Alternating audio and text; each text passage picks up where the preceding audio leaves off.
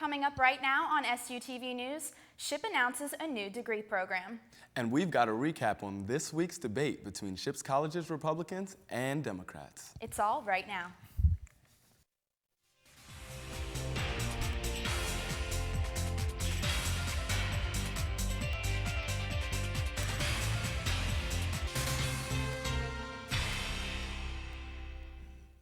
Hello, and thanks for joining us on SUTV News. I'm Laquan Chapman. And I'm Holly Harrer. In major university news, SHIP received approval today from the Pennsylvania State System of Higher Education Board of Governors to be the first state school system to offer electrical engineering program.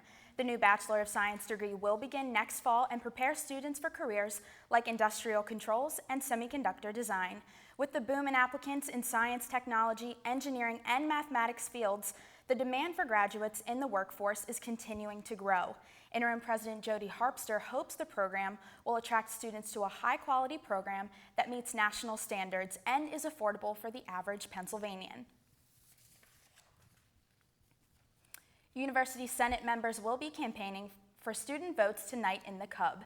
They will give speeches starting at 7:30 p.m. in the race for Senate President. The speeches come on the heels of Michelle Bradley's resignation as president.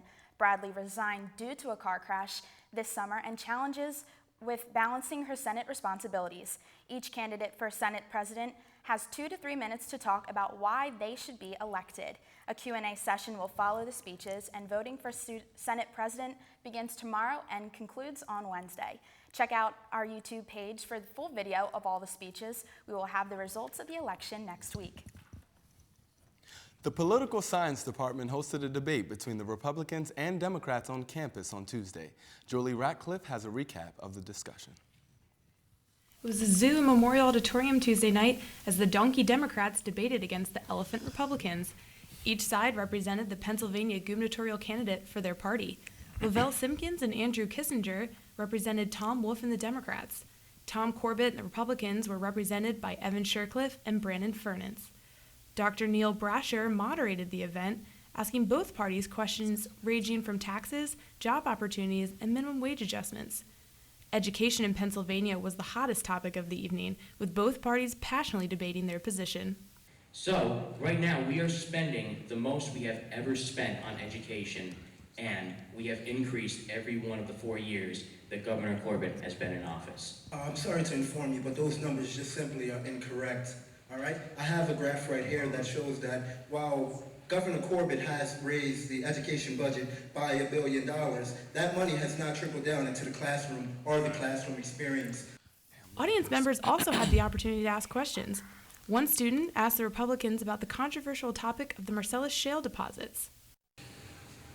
There's no denying that the Marcellus shale industry is booming, nor can we deny the jobs made available within that industry. But in lieu of the severance package is the money that is delegated back to each of Pennsylvania's 67 counties enough to pay back the environmental impact and degradation in road quality from this expanding industry. The Republicans reassured the student that any possible environmental impact would be taken care of by drilling companies' liability insurance. Both parties were prepared and presented great points about the issues voters should be considering before visiting the polls as we vote this November. For SUTV, I'm Julie Ratcliffe. If you haven't registered to vote, visit votespa.com. Pennsylvania's general election is November 4th. SHIP students got free hamburgers today along with a voter registration form. Representatives of the Pennsylvania American Federation of Labor and Congress of Industrial Organizations are visiting colleges' campuses to inform students about the upcoming state elections. An RV with a built-in grill is driving from campus to campus, handing out voter registration forms and hamburgers.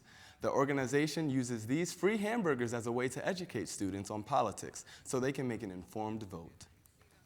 And so what we're really trying to do today is encourage awareness about people and their role in voting. Because if students don't get active and they don't vote, their interests are harmed over and over again. And we've seen that play out time and time again.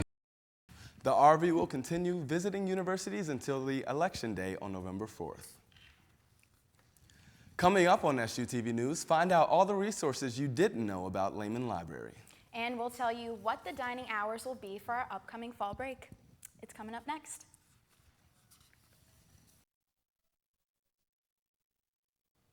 The university's pre-K Counts program is proud to announce that its enrollment will double next school year. Thanks to a nearly $283,000 grant awarded by the state, 36 new students will have their tuition paid. Those 36 students will come from Nancy Grayson and Newville Elementary Schools and Shippensburg and Carlisle School Districts. According to Linda Butts, director of Shippensburg University Head Start, the expansion of the pre-K Counts program will allow more children in need to experience high-quality early childhood education. The program is now accepting applications, and the kids will be chosen this November to start school December 1st. Ezra Lehman Memorial Library is truly a one-stop shop where you can receive the academic support you need when you need it. Julie Wiegand has the scoop. Ezra Lehman Memorial Library has a number of resources that students may overlook. The building provides study space with comfortable seating throughout the library, private group study rooms, semi-private group study spaces, informal gathering spots, and private individual study areas. The information desk and Ask Us Anything reference librarians are happy to help answer any questions students may have. Technical support is also found in the library and can help students if they are losing the battle versus their technology. The Learning Center provides a valuable resource for students.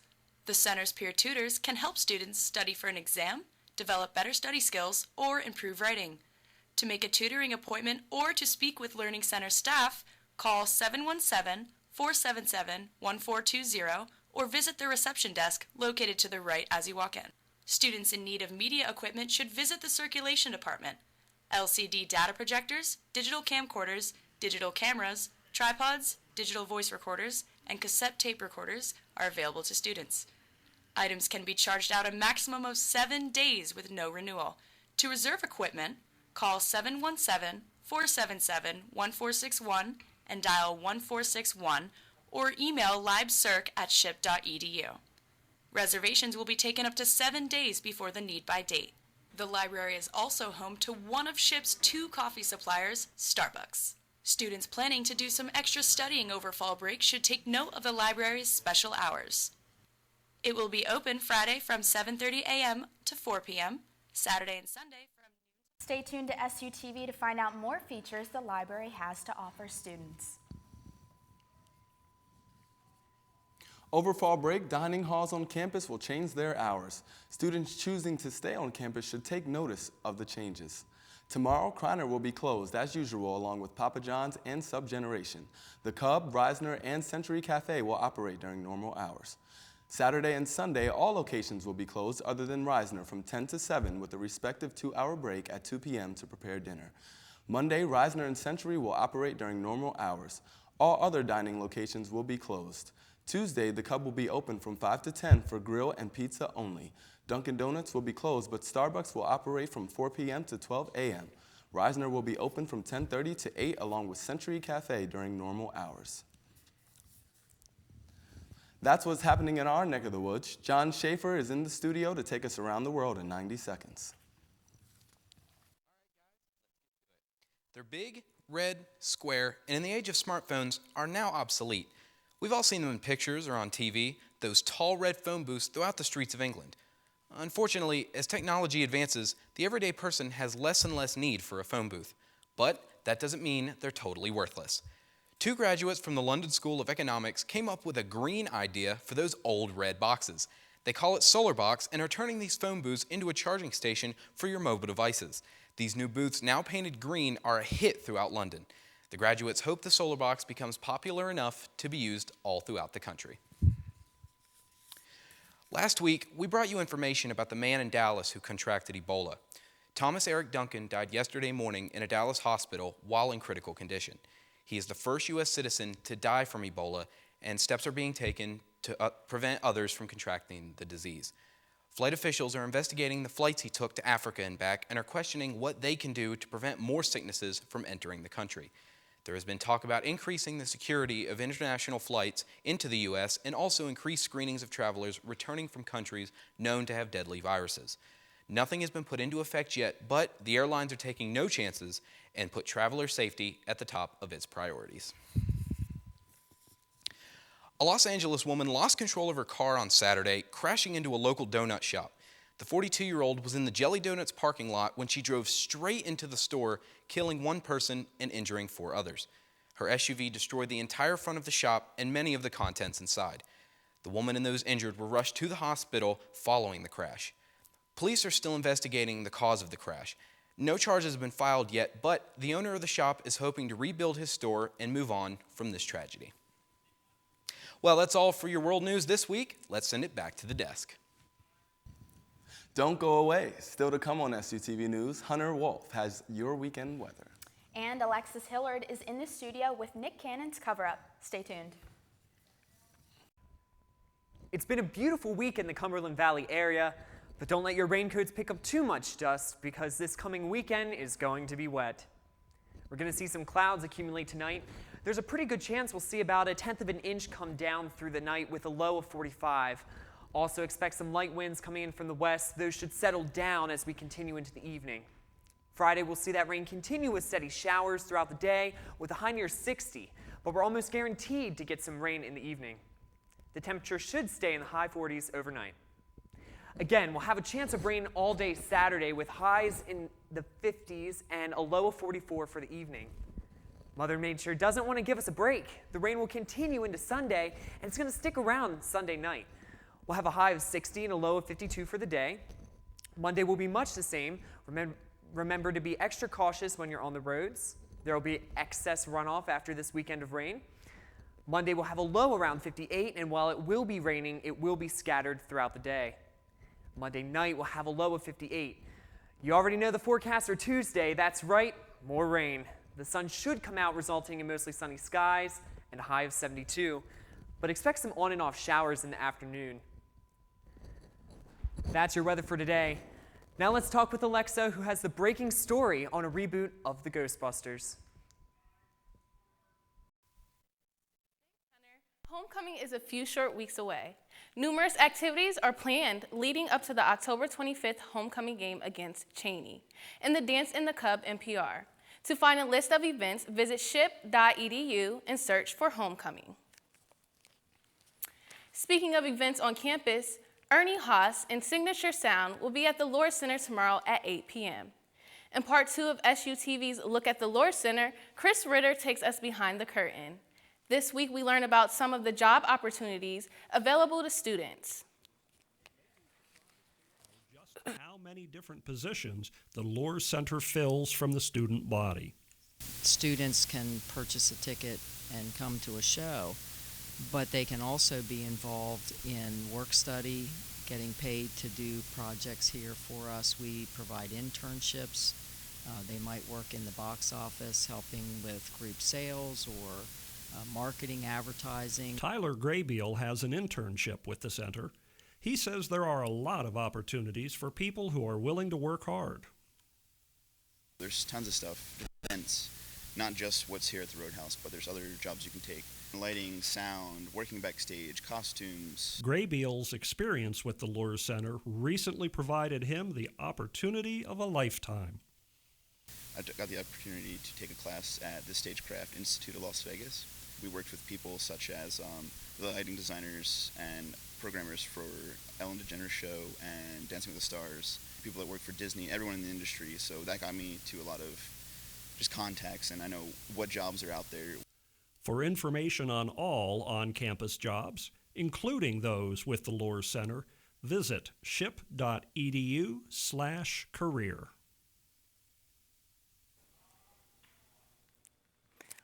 What a great opportunity for students to get involved and earn some money. In national entertainment news, when it comes to TV, Stephen Collins is no stranger to being under the microscope. The Seventh Heaven star is in the middle of molestation allegations concerning an 11-year-old girl. In what appears to be an audio conversation taped secretly during a therapy session with his estranged wife, Collins admits to the molestation. The graphic audio tape was recorded in California, where it is legal to secretly record someone and later use that recording in a court case. America's Got Talent's host, Nick Cannon, debuted a new tattoo this week. Cannon covered up his tattoo of Mariah Carey's name with a crucifix. He revealed his newest tattoo when stepping out shirtless after a workout at LA Studio City. Cannon's new ink comes in on the heels of divorce rumors. In movie news, who you gonna call? That's right, a new Ghostbusters movie was confirmed yesterday. The film will feature an all-female cast and brand new writers. The Ghostbusters film will be co-written by Kate Dippold, who wrote The Heat 2 and 7 episodes of Parks and Recreation on NBC. That's all we have for you this week in entertainment. Holly and Laquan, back to you guys at the desk.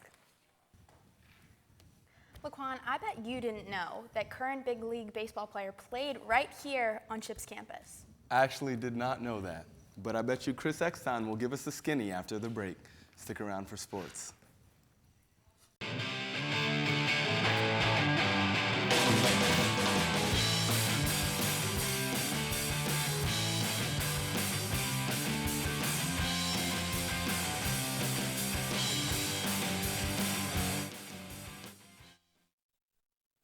The Shippensburg Red Raiders faced off against East Stroudsburg this past Saturday, trying to make up for that loss at Bloomsburg the week before. Eldon Graham has the highlights.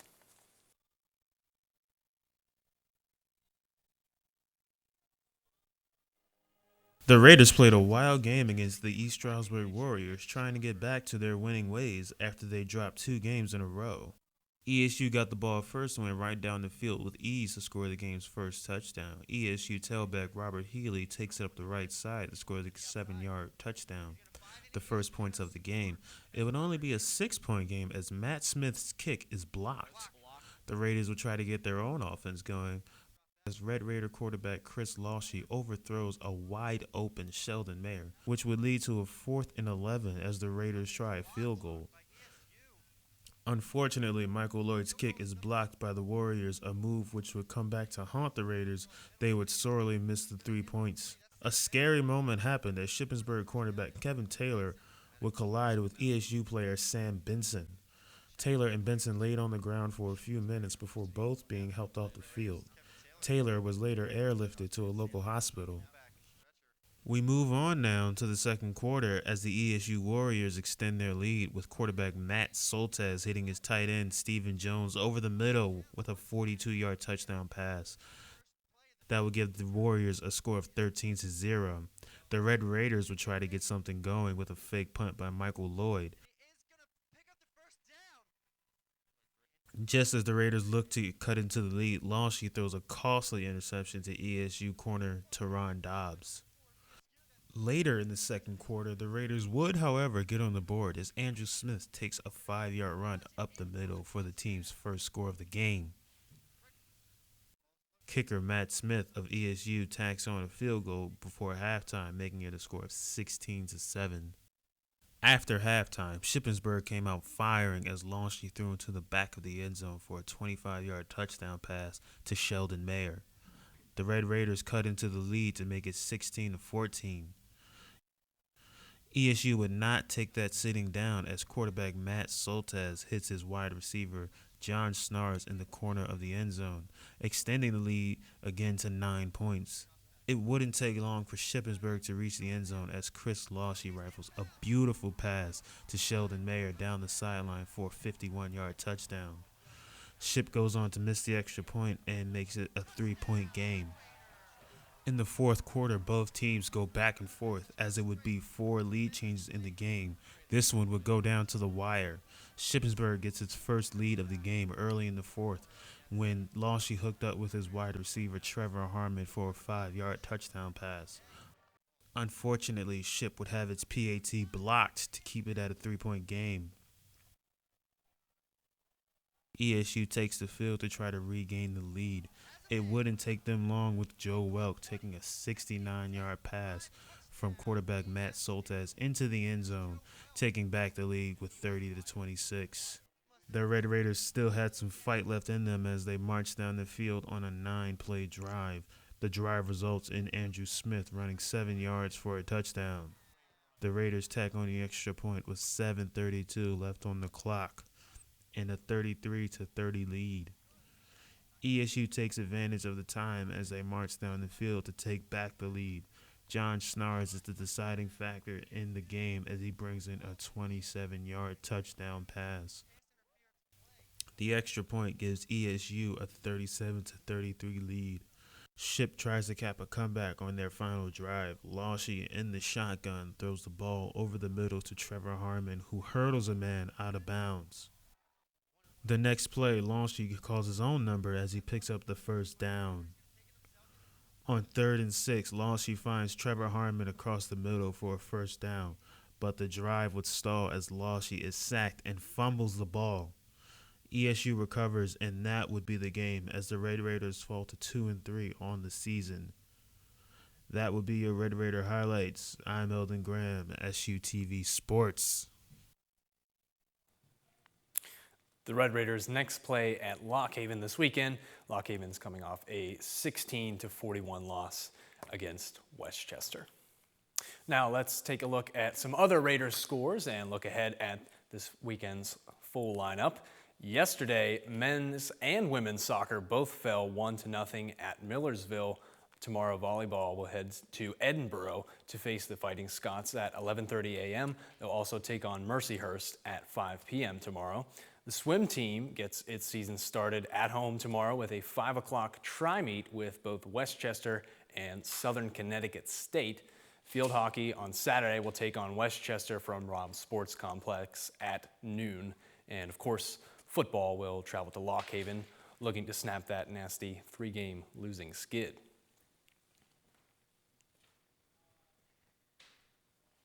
On Tuesday, Hagerstown Community College's tennis team made its way up Interstate 81 for a late afternoon clash with the Raiders. Let's take a look at some highlights.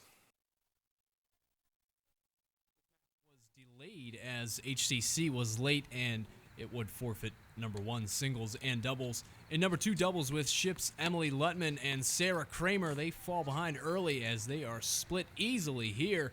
HCC takes the first game and coach likes what he sees.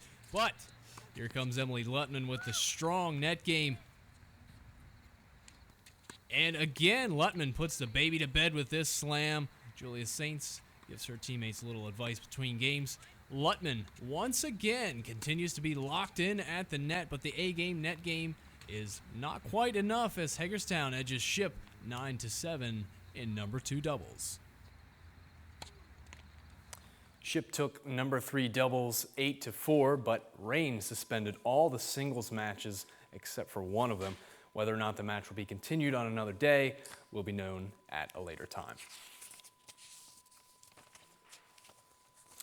Many folks recognize names like John Kuhn and Brent Grimes as former Ship players who have reached the NFL, but those same folks may not realize a current Major League Baseball star, Matt Adams, played 4 games on Shippensburg's campus when he was a slugger for Slippery Rock University. Adams, who was drafted by the St. Louis Cardinals after his junior season in 2009, is currently in his 3rd season with the club and is looking to get back to the World Series for the 2nd year in a row. Take a look at Adams' stats here at Fairchild Field. As you can see, the Raiders kept him, for the most part, in check.